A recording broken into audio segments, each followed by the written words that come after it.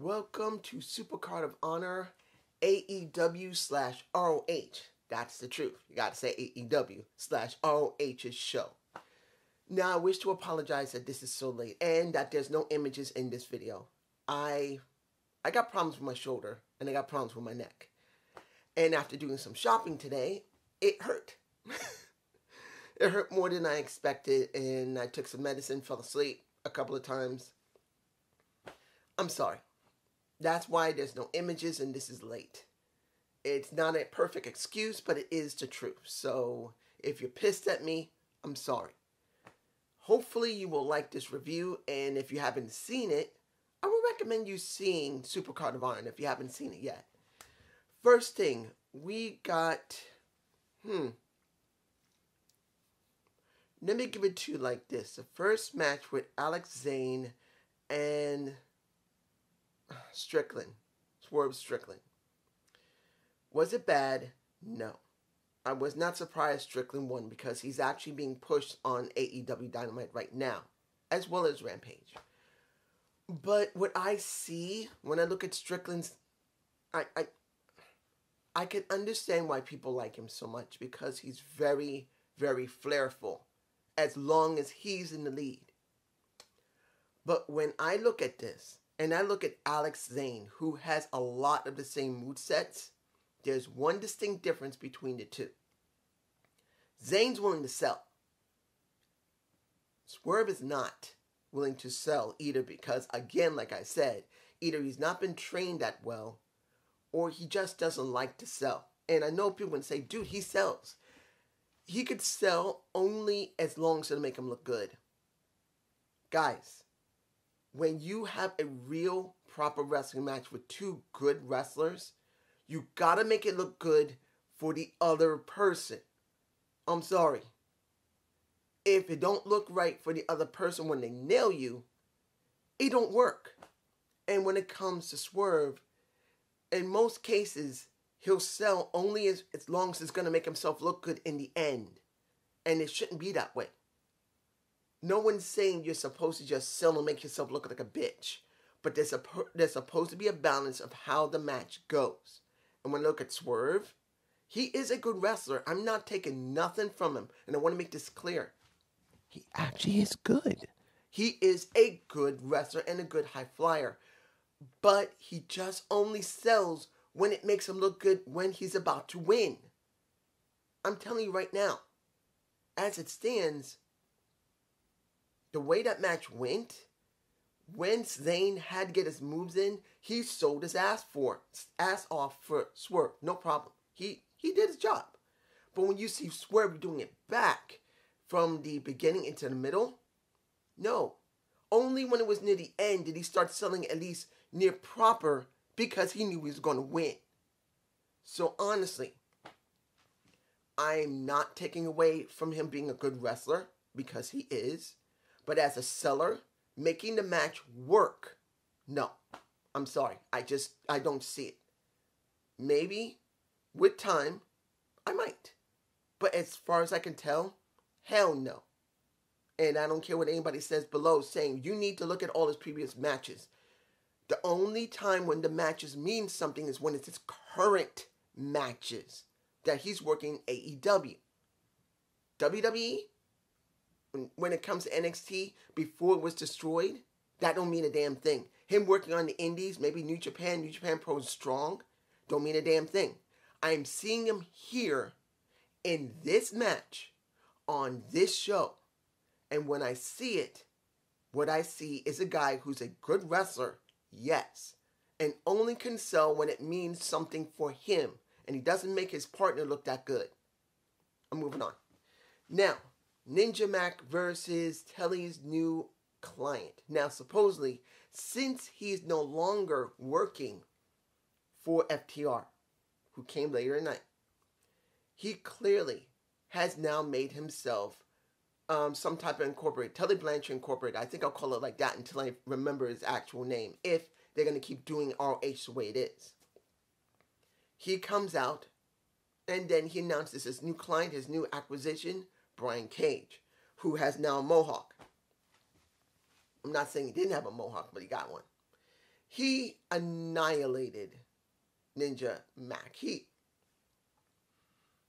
At one point, very early, before he even got into the ring, Ninja Mac, who's highly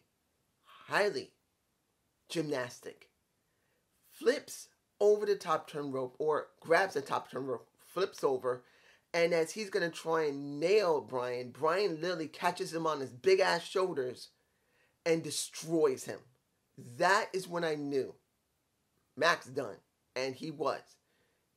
There was no way bringing back Brian Cage like that he was going to job to anybody. He won.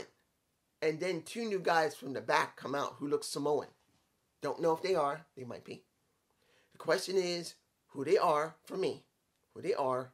And how are they going to be booked with Telly dealing with ROH. Next. Jay Lethal versus Lee Moriarty. Now this was the second best match for me personally. They got history. And they had a decent story. When it came to Jay, who is literally, I really liked Jay. I liked him when he was still in Impact Wrestling. I still kind of wish he had gone back. But he probably thought, there's nothing really there for me right now. Doesn't make sense why a Jay Lethal who cut his teeth not only in ROH but in Impact Wrestling decided not to go back because there's some issues there. Guys, do I make sense to you? It's not just the money. Sometimes a promotion has some issues. I'm just saying. The match was good until there was a point where Jay just felt like he wasn't going to get anywhere, so he nuts the shit out of Leo Moriarty's nuts. And he won the match. And he was ashamed that he did it supposedly. Well, he looked like he was upset. Really upset that he went there. And Sanjay, he was surprised because that's his closest friend he'd known for 20 years. And then he proceeds to start attacking Lee, and Sanjay has to stop him. So you know that Sanjay is the good guy in this. Lee is the good guy, but Jay is just not thinking. He's acting out, and he can't stand losing. This is what you get in this part of the story of the card. Now, the ROH interim women's title. You got Widow, what is it, her name, what was it again? Oh my goodness, Nightingale, there you go. Facing a M&M, Mercedes Martinez. Now, they had a vid pack. Actually, just like Jay Lethal had a vid pack with Lee Moriarty, which was good. His vid pack was good. This one was good, to say who Widow was. Sorry, I got the sore throat. Guys, you look at this match. You look how Widow worked with a M&M. My Mercedes Martinez. I gotta call M&M because it sounds cute. You can see how, overexposed, sorry. You can see how Mercedes was running the match very well. But you can also see how green still a Widow Nightingale is. She still needs time. She's from New York, like me. I do like her. She has moments where you could see that she has potential. But it ain't there yet. Doesn't mean it was a bad match, but you can see the beginning was good, some of the middle, and it kind of faded off in the end. She was going like this from the beginning to the middle, and then kind of went off until Mercedes tapped her out, which makes sense. Now, mind you, I already knew that Mercedes won because of what happened in Wrestleverse of matches. I already knew. Like FTR, we'll get to them in a minute. But it's like, when you see it, compared to what is being talked about briefly, who I kind of wished had been there was Taya Valkyrie. Who I wish had gone off to the title was Taya Valkyrie, because Taya showed up on Wrestleverse matches facing Deonna Purrazzo. I kind of wished that she had been on this end than the other end, because that would make it mean a little bit more. Not saying Mercedes is not great wrestler, doesn't have charisma, doesn't have a presence. But wouldn't you go like, oh shit, it's not Mercedes, it's Taya. That's what many people would think. Not taking nothing away from Mercedes, I'm just saying. Now, FTR versus the Briscoes. Now, I already knew the Briscoes had lost the titles because they were at WrestleVerse. It happened. They went up against the Good Brothers, and they also lost to the Good Brothers. But you wonder what the situation is with the Briscoes. They were allowed to come on Supercard. They had to come on Supercard to drop the titles. It was necessary for FTR to pick them up. But many people said that one of the Briscoes said something racist, homophobic years ago. The question will be, will they be allowed? Will they not be allowed? I don't know. I can only tell you what I saw from the match, which was a damn good match. It was. FTR and the Briscoes have great chemistry. They do. It's obvious. And in the end, FTR did win and they showed respect. Now, once the Bucks went and super kicked the Briscoes, I'm saying this, was it necessary to screw over the Briscoes afterward? Yeah, because they want to set something up. FTR will be dealing with the Bucks on Wednesday. They're not going to be doing it there in ROH. They're doing it on Wednesday on Dynamite. As I said, AEW/ROH. There's no way you're going to see ROH the way it was before. As I talked about in my Gump report, ROH is dead. Whatever you see now is AEW television. Period. Doesn't mean it wasn't good television. It's just television. Now, the ROH TV title up for grabs with, how do I pronounce it again? Minoru Suzuki versus Red Titus. Now, he's supposed to be from the Foundation. I do remember seeing him the last time when he went up against Gresham. No, not Gresham. Who did he go up against before that I saw? He went up against somebody. I can't remember. But he did go up against someone. So I do remember he was part of the Foundation. Now, here's the thing. Out of Minoru, who is better for me personally? Is it Suzuki? Or is it Ishii, who showed up on Impact Plus and went up against Eddie Edwards? Honestly, I kind of like Ishii more than Suzuki. Not saying I don't think he doesn't have something. Yes, he does. But there's something about Ishii that I find a lot more appealing than Suzuki. Maybe it's due to the fact that his theme music is so damn long and you are supposed to sing along with it or you completely insult the man. Nothing wrong with that. He's been around for a long time. He used to be part of MMA. He has been a legend in pro wrestling in Japan. He deserves his respect. But which one do I actually like who has a style I like, an attitude kind of I like, a theme music that I kind of like? It's Ishii, at least at this moment. Maybe there'll be someone else. I might be considering seeing these two. Why not watch a little bit more of Japanese wrestling, like New Japan or at least Shimmer? No, not Shimmer. What was it? StarCon. I think that's for the women. I might actually look at that. The only problem is they don't have anything in English. So I don't know. But maybe trying to see New Japan Pro Strong. I've been wanting to do more other promotions. I know of a site where I can see some of the different promotions out there. But finding the time to do it, even though one or two people said, yeah, do it. Trying to make the time to do it is the problem. I mean, look what just happened this Wednesday last week. I did a review Thursday last week. I did a review Friday last week. I did a review Saturday. I did a review Sunday. I did a review. And today, with my neck hurt and my shoulder hurt, I'm doing a review now. So it's like, shit. And I still want to try and do a Gump report on top of it and still work on my animation that I'm kind of stuck on at this moment. I've been trying to get it to go and I'm kind of stuck. It's a lot, guys. I am not giving up on trying to see another promotion and doing reviews on it. Just, I got to find out how to do a scheduling that's not going to kill me. I'm just saying. Now, the ROH Pure title. Now, this was interesting. We got Woods versus Wheeler Yuta.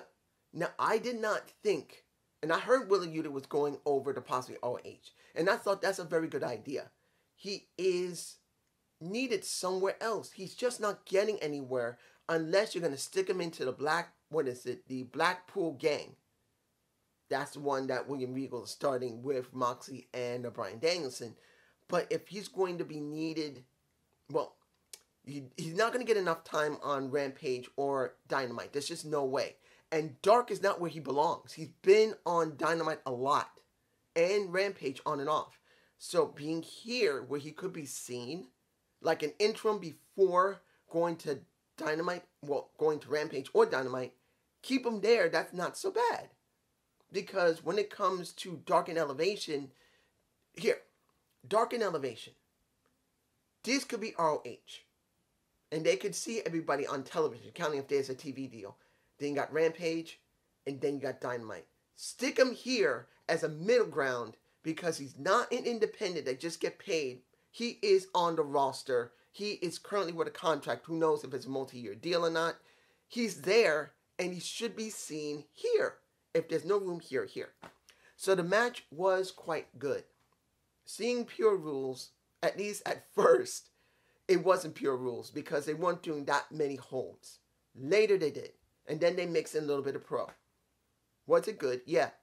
I was surprised that he won the Pure title, though. I'm not going to lie. I didn't think Woods was going to lose it. But Wheeler Yuta did. Fine with that. I'm not having a problem with him having the Pure title because he is a damn good wrestler. And they can play into it with the Black Liverpool Gang. I believe that's the name of it.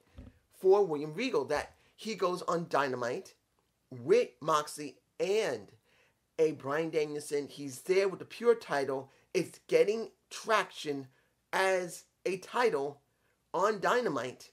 And when he goes back to ROH, since it will be a developmental, at least that's what it's being seen as, and it will be somewhere here instead of where the independents come, where they got to be checked to see maybe they'll be seen, and then here goes the real developmental, and then the two shows, it makes sense.